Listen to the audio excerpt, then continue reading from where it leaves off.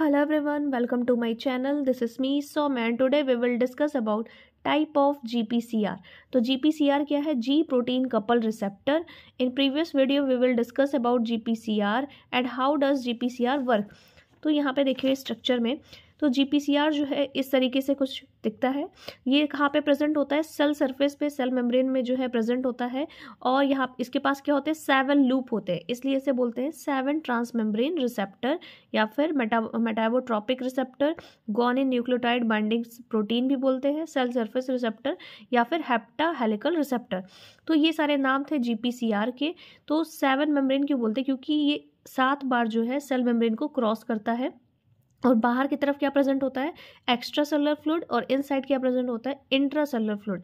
तो ये वर्क इस तरीके से करता है। लाइगेंड जब आके इस पे बाइंड कर रहा था, बाइंड करने के बाद से क्या कर रहा था? एक्टिवेशन स्टार्ट कर रहा था इस लूप में। तो जैसे ही इसमें एक्टिवेशन होता है तो यहाँ पे C3 और C4 के पास क्या होता है? ट्राइमर लगे होते हैं।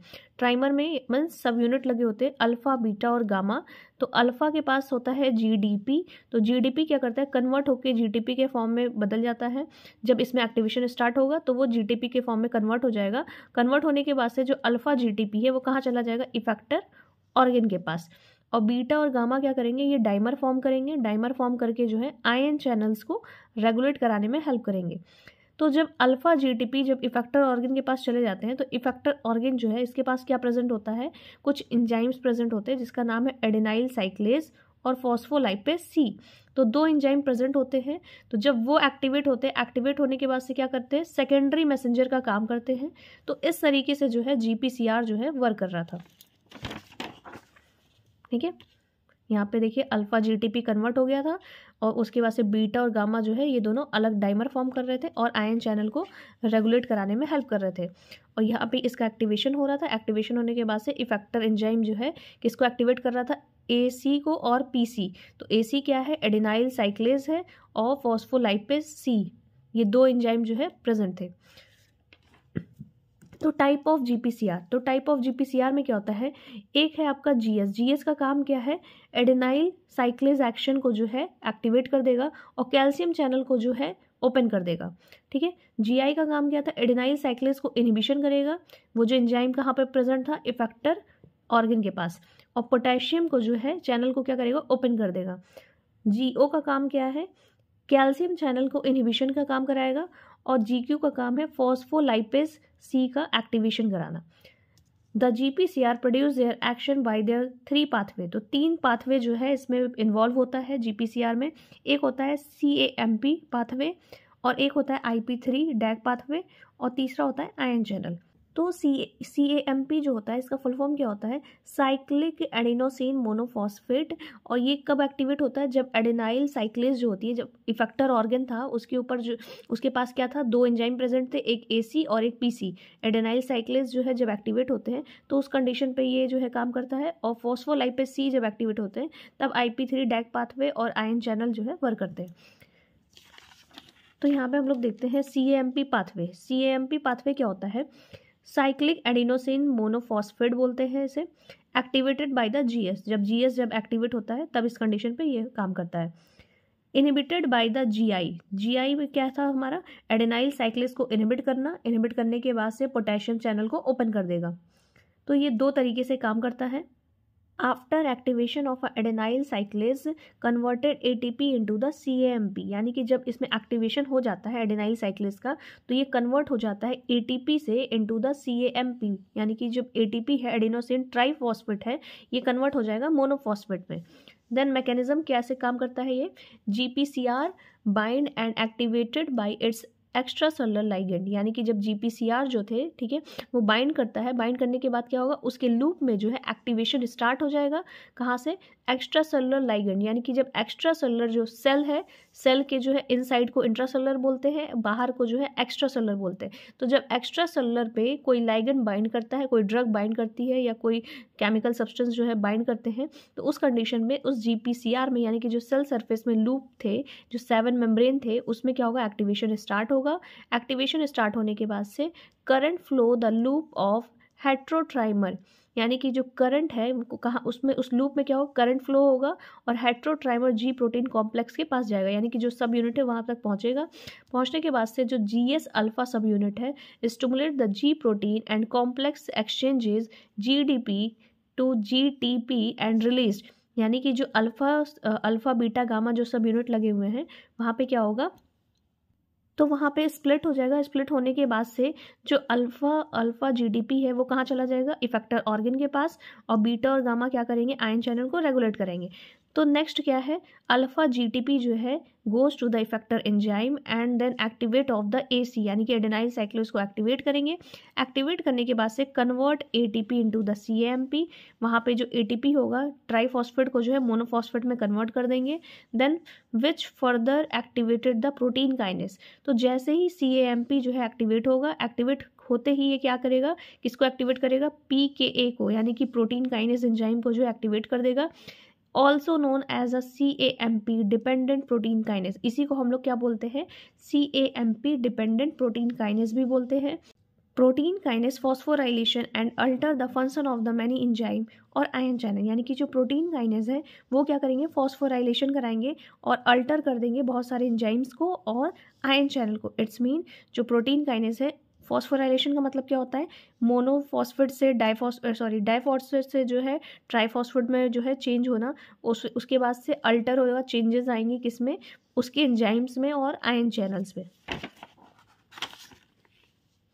तो किस तरीके से काम करता है, AC जब एडेनाइल साइक्लेज जब इफेक्टर ऑर्गन के पास प्रेजेंट था, ये एंजाइम जब एक्टिवेट हुआ, एक्टिवेट होने के बाद से ATP जो है कन्वर्ट हो गया CAMP पाथवे में कन्वर्ट होने के बाद से ये किसको एक्टिवेट किया, PKA को, यानी कि प्रोटीन काइनेस को एक्टिवेट किया। एक्टिवेट होते ही ये क्या करेगा, फॉस्फोराइलेशन कराएगा एंजाइम्स का और कुछ ना कुछ अपना इफेक्ट दिखाएगा और रिस्पॉन्स दिखाएगा। तो ये सारा प्रोसेस जो है सेल के अंदर, यानी कि इनसाइड द सेल चल रहा है और इंट्रासेलुलर के अंदर चल रहा है, ठीक है। तो इसीलिए इसे बोलते हैं सेकेंडरी मैसेंजर, CAMP को बोला जाता है सेकेंडरी मैसेंजर। तो फॉस्फोराइलेशन क्या है, addition of a phosphate group to the organic compound, यानी कि ADP डाइफॉस्फेट को जो ट्राईफॉस्फेट में कन्वर्ट करता है उसी को हम बोलते हैं फॉस्फोराइलेशन, यानी कि फॉस्फेट का ग्रुप जो है उसमें ऐड हो रहा है। क्लियर, यहाँ पे स्ट्रक्चर में देखते हैं। तो यहाँ पे क्या होगा, लाइगेंड जो है आके बाइंड करेगा, बाइंड करने के बाद से जो GPCR पे जो है रिसेप्टर पे बाइंड करेगा। तो यहाँ पे जो सब यूनिट लगे हुए थे alpha beta gamma, alpha GTP जो है कहाँ चला जाएगा, इफेक्टर ऑर्गन के पास, और यहाँ पे जो है सिर्फ और सिर्फ AC को एक्टिवेट करेगा, यानी कि एडेनाइल साइक्लेज को एक्टिवेट करेगा, PC को नहीं करेगा। तो जब AC को जो है एक्टिवेट कर दिया, एक्टिवेट करने के बाद से क्या होगा, यहाँ पे ATP जो है कन्वर्ट हो जाएगा CAMP पाथवे में। तो जब इसमें कन्वर्ट हो जाएगा, कन्वर्ट होते ही जो है ये प्रोटीन काइनेस को एक्टिवेट करेगा, इनएक्टिवेट से एक्टिवेट करेगा और कुछ ना कुछ सेलुलर रेस्पॉन्स दिखाएगा, ATP से ADP में कन्वर्ट हो जाए। तो इस तरीके से जो है साइक्लिक एडिनोसिन मोनोफॉस्फेट जो है वर्क करता है। तो फंक्शन की बात करते हैं, तो फंक्शन क्या करता है, इंक्रीज द कार्डियक कॉन्ट्रैक्टिलिटी, यानी कि इंक्रीज कर देगा उसकी कॉन्ट्रैक्शन को। रिलैक्सेशन इन स्मूथ मसल्स, तो स्मूथ मसल्स में क्या होगा, रिलैक्सेशन कराएगा। ग्लाइकोजिनोलाइसिस, यानी कि ग्लाइकोजिनोलाइसिस का काम करेगा। Glucogen is stored form to make the glucose, यानी कि ग्लूकोज जो है बनाने का काम करता है ग्लूकोजन। देन उसके बाद से है lipolysis, release from the hormone, तो लिपोलाइसिस से जो है रिलीज होगा हार्मोन। तो ये सारे फंक्शन जो है परफॉर्म करता है as a secondary messenger CAMP pathway. Then open the calcium channel in the heart, brain and kidney, और साथ में कैल्शियम चैनल को ओपन कर देगा, यानी कि इंट्रासेलुलर से जो एक्स्ट्रासेलुलर से जो इंट्रासेलुलर की तरफ जो है ओपन हो जाएगा, कैल्शियम अंदर की तरफ आ जाएगा, कहाँ पे, हार्ट में, ब्रेन में और किडनी में और बहुत सारे पार्ट्स में, ठीक है। तो ये था आपका CAMP पाथवे। सेकेंड हमारा क्या था, सेकेंड था IP3 डैक पाथवे। तो IP3 डैक पाथवे क्या होता है, जिसे हम इनोसिटॉल 1,4,5 ट्राईफॉस्फेट बोलते हैं, ठीक है, इसको IP3 हो गया। फिर डैक क्या होता है, डाई एसाइल ग्लिसरॉल डैक, ठीक है, इसे बोलते हैं डैक, शॉर्ट फॉर्म में डैक बोलते हैं। इसका काम क्या है, एक्टिवेटेड है GQ, एक्टिवेटेड GQ क्या है, फॉस्फोलाइपेज सी को जो है एक्टिवेट कर रहा है। It is a secondary messenger, यानी कि जो प्राइमरी मैसेंजर क्या था हमारा, कि जब कोई लाइगेंड जो है आके बाइंड कर रहा था रिसेप्टर पे, रिसेप्टर जो है एक्टिवेट हो जा रहा था। देन उसके बाद से क्या हो रहा है, सेल के अंदर जो चीज़ें एक्टिवेट हो रही हैं उसको एक्टिवेट कौन करा रहा है, IP3 deck pathway, CAMP pathway, इसीलिए इसको जो है सेकेंडरी मैसेंजर बोला गया है। देन उसके बाद जो है हम लोग को सेलुलर रिस्पॉन्स जो है देखने को मिल रहा है। IP3 binds to the IP3 receptor and release calcium from intracellular store, यानी कि जब IP3 जो है बाइंड करता है IP3 रिसेप्टर के साथ तो क्या होगा, कैल्शियम जो है रिलीज करेगा इंट्रासेलुलर में, ठीक है। फिर डैग क्या करता है, activate the protein kinase and regulate the various molecule by the phosphorylation, यानी कि डैग का काम क्या है, ये एक्टिवेट करता है प्रोटीन काइनेज को, फिर उसके बाद से रेगुलेट करता है बहुत सारे मॉलिक्यूल्स को और फॉस्फोराइलेशन कराता है। देन फंक्शन का काम क्या है इसका, कॉन्ट्रैक्शन में हेल्प करता है, सिक्रीशन में हेल्प करता है, और इंट्रासेलुलर के मूवमेंट, जो सेल के अंदर जो इंट्रासेलुलर में मूवमेंट होता है उसमें हेल्प करता है। देन उसके बाद मेम्ब्रेन फंक्शन, जो भी मेम्ब्रेन में जो फंक्शन हो रहा है उसमें काम करता है। ये मैकेनिज्म किस तरीके से काम करता है ये, तो IP3 डैक पाथवे सबसे पहले क्या करेगा, ligand binds to the GPCR then activate the 7 transmembrane helical, यानी कि जब लाइगेंड बाइंड करेगा, सेम चीज़ है, GPCR पे बाइंड करेगा तो वहाँ पे GPCR कैसा है, 7 ट्रांसमेम्ब्रेन हेलिकल लूप के जैसा है। वहाँ पे क्या लगे हैं, ट्राइमर क्या था, सब यूनिट्स लगे हुए हैं, अल्फा बीटा गामा, स्प्लिट्स होंगे, स्प्लिट होने के बाद से जो आपका अल्फा GDP था, GDP जो कन्वर्ट होके GTP के फॉर्म में आ जाएगा। Then goes to the effector enzyme, फिर ये कहाँ चला जाएगा, इफेक्टर एंजाइम के पास चला जाएगा। एक्टिवेटेड फॉस्फोलाइपेज सी, जिसे हम PLC भी बोलते हैं, तो जो इफेक्टर ऑर्गन के पास 2 एंजाइम प्रेजेंट थे, एक AC का और एक PC का, यानी कि जो फॉस्फोलाइपेज सी जब एक्टिवेट होगा तब हमारा IP3 और डैक पाथवे जो है एक्टिवेट होगा और अपना वर्क करेगा। और जो AC था, जब एडेनाइल साइक्लेज जब एक्टिवेट हो रहा था तो उस कंडीशन पे हमारा क्या एक्टिवेट हो रहा था, CAMP पाथवे। तो फिर जब यहाँ पे एक्टिवेशन हो जाएगा तो वहाँ पे प्रेजेंट होता है PIP2, तो PIP2 जो है वो कन्वर्ट कर देता है IP3 और डैक को जो है एक्टिवेट कर देगा। तो यहाँ पे इसको क्या बोलते हैं, फुल फॉर्म है इसका फॉस्फोटाइडल इनोसिटॉल 4,5 डाइफॉस्फेट, यानी कि P for phosphatidyl, I for inositol 4,5 और डाइफॉस्फेट, यहाँ पे 2 लगा है, डाइफॉस्फेट 2 फॉस्फेट है। फिर उसके बाद से क्या है, then activate IP3 and DAG pathway, फिर एक्टिवेट हो जाएगा हमारा IP3 और डैक पाथवे, और इन दोनों का अलग अलग वर्क है। तो when IP3 binds it's receptor, जब रिसेप्टर से बाइंड करेगा तो कैल्शियम चैनल क्या करेंगे, रिलीज हो जाएंगे, कहाँ से, साइटोसोल में, यानी कि साइटोप्लाज्म जो है, सेल के अंदर जो साइटोप्लाज्म प्रेजेंट है वहाँ पे जो है कैल्शियम रिलीज हो जाएंगे and give their cellular responses, यानी कि कुछ सेलुलर रिस्पॉन्स देगा। डैग में क्या होता है, डैग एक्टिवेट होगा तो फिर वो प्रोटीन काइनेज को एक्टिवेट करेगा एंड देन प्रोटीन फॉस्फोराइलेशन होगा, देन गिव द रिस्पॉन्सेज। तो इस तरीके से जो है IP3 और डैग पाथवे जो है वर्क करते हैं। तो यहाँ पे देखिए लाइगेंड जो है, लाइगेंड आके इस पे बाइंड कर रहा है, बाइंड करने की लाइगेंड क्या है हमारा, कोई भी हो सकता है, न्यूरोट्रांसमीटर, हार्मोन या फिर ड्रग या कोई केमिकल सब्सटेंस। तो जब इस पे आके बाइंड करता है, बाइंड होने के बाद से यहाँ पे जो GPCR जो 7 मेम्ब्रेन लूप है उसमें एक्टिवेशन स्टार्ट हो जाता है। एक्टिवेशन स्टार्ट होने के बाद से वहाँ पे कुछ सब यूनिट ट्राइमर्स लगे होते हैं जिसका नाम है अल्फा बीटा गामा। तो फिर अल्फा के पास GDP होता है, GDP कन्वर्ट हो जाता है GTP फॉर्म में। देन यहाँ पे क्या होगा, इफेक्टर ऑर्गन के पास जाएगा, यहाँ पे PLC फॉस्फोलाइपेज सी जो है एक्टिवेट होगा। एक्टिवेट होते ही जो है क्या होगा, यहाँ पे PIP जो है ये जो है 2 लोगों को एक्टिवेट कर देता है, यानी कि IP3 को और डैक को जो है एक्टिवेट कर देगा। एक्टिवेट होते ही जो है तो IP3 और डैक जो है दोनों एक्टिवेट हो जाते हैं। ये दोनों हमारे क्या थे, सेकेंडरी मैसेंजर, यानी कि सेल के अंदर काम कर रहे हैं। तो ये दोनों जब एक्टिवेट होंगे तो कहाँ जाएंगे, IP3 जो है ER के पास जाता है, सेल के अंदर क्या प्रेजेंट है, एंडोप्लाज्मिक रेटिकुलम। तो वहाँ पे जाके जब एक्टिवेट होंगे तो कैल्शियम चैनल जो है एक्टिवेट हो जाएगा और यहाँ पे जो है कैल्शियम चैनल जो है इनसाइड जो है आके एक्टिवेट करेगा बहुत सारे वेरियस प्रोटीन को और सेलुलर रिस्पॉन्स दिखाएगा। देन डैक क्या करता है, डैक एक्टिवेट होता है तो प्रोटीन काइनेज को एक्टिवेट करता है।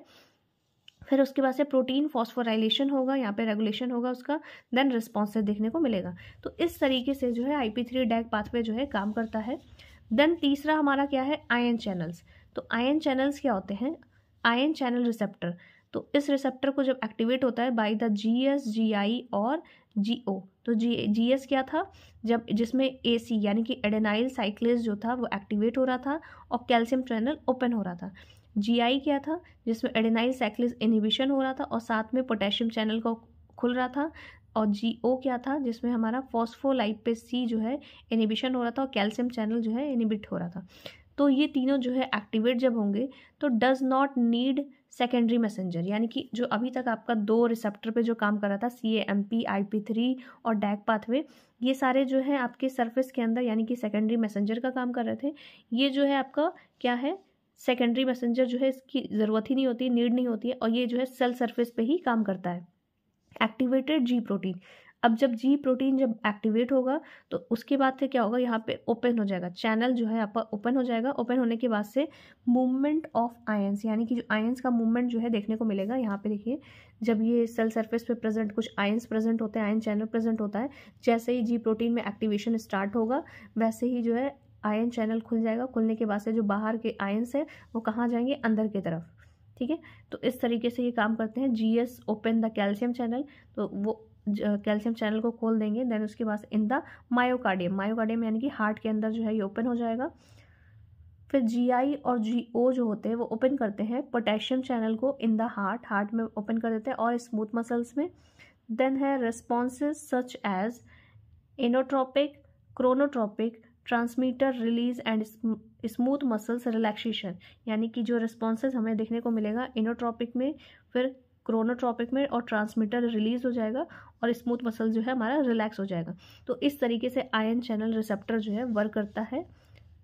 आई होप आज की इस वीडियो से जो है कुछ समझ में आया हो कि GPCR क्या होते हैं, टाइप ऑफ GPCR क्या होता है, CAMP पाथवे क्या होता है, और IP3 DAG पाथवे क्या होता है, आयन चैनल जो है किस तरीके से काम करते हैं, सेल के इनसाइड इंट्रासेलुलर में और एक्स्ट्रा सेलुलर में किस तरीके से बाइंड होता है, कैसे एक्टिवेशन स्टार्ट होता है।